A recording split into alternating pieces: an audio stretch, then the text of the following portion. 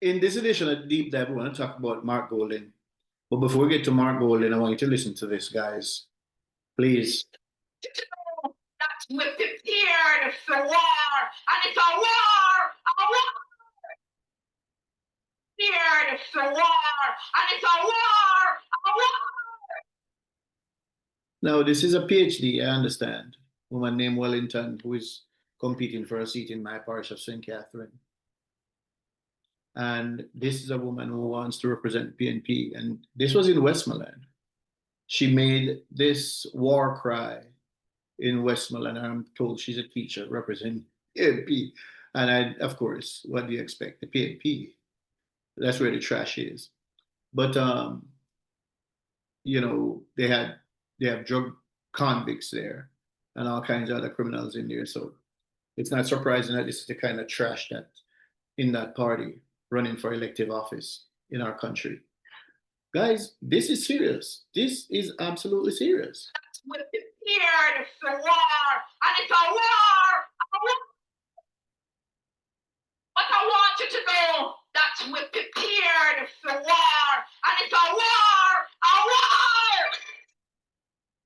This is serious when you consider the loads of guns that have been arriving in Jamaica. And thank God, some of them apprehended by the security forces, some of them taken before they reach the hands of the criminals. And this is what the PNP leader, Mark Golding, reintroduced in Jamaica politically. Because he told his supporters to go out and be tough on labor rights. And they promised blood and fire. This is all what's going on. As the country marches on and let me be the first to say that the party in power is not perfect. They make a lot of unforced errors. And that includes Prime Minister Andrew Holness. But the question the Jamaican people have to ask themselves, if this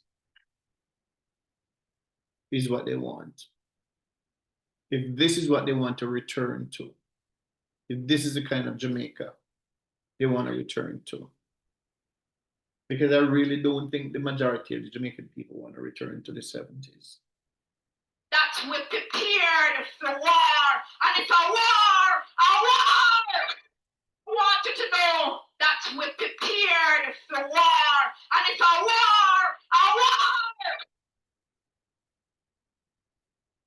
Commissioner Blake, over to you.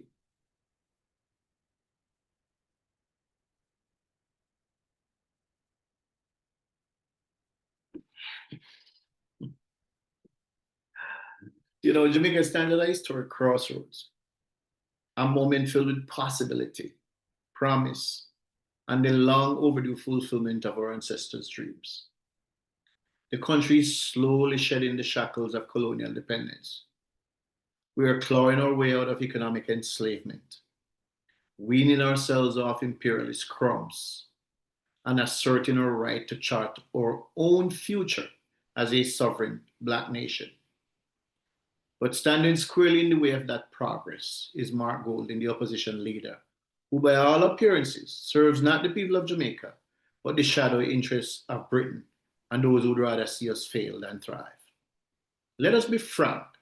Mark Golding is not simply a Jamaican politician. He's a well-placed plant, an instrument of the old colonial order in a new political suit. The British have always played the long game, and their centuries-long contempt for independent Black governance has not vanished. It has simply evolved. Today, it takes the form of men like Golding, Jamaican by passport, but culturally, economically, and ideologically foreign. This is a man who inherited wealth from his British lineage and now postures as a savior of the Jamaican poor, all while defending policies that keep the nation dependent, fragmented, and exposed to external manipulation.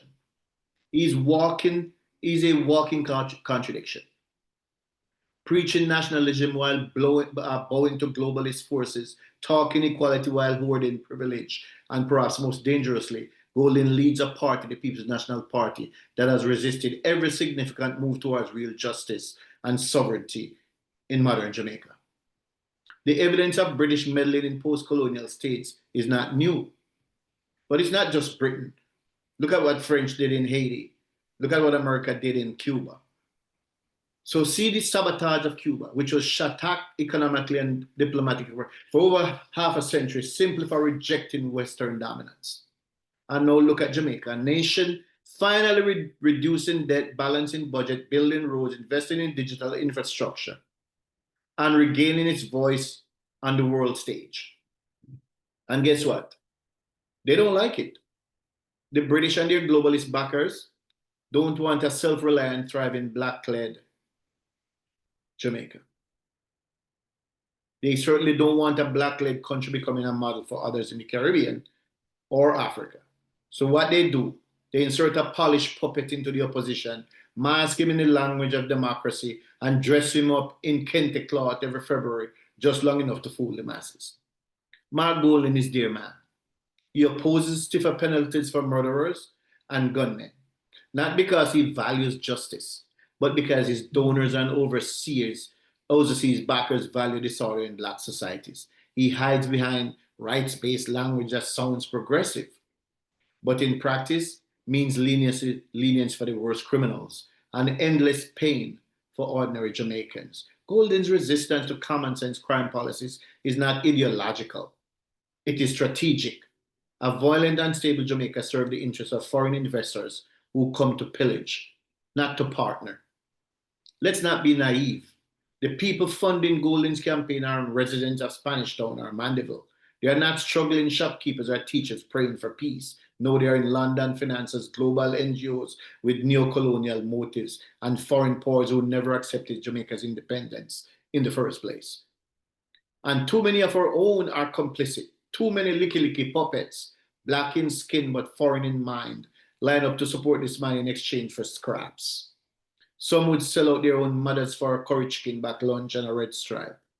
These are the descendants of the house slaves, the ones who learned to love the chains because they shined in the sun. And Golding is their political messiah.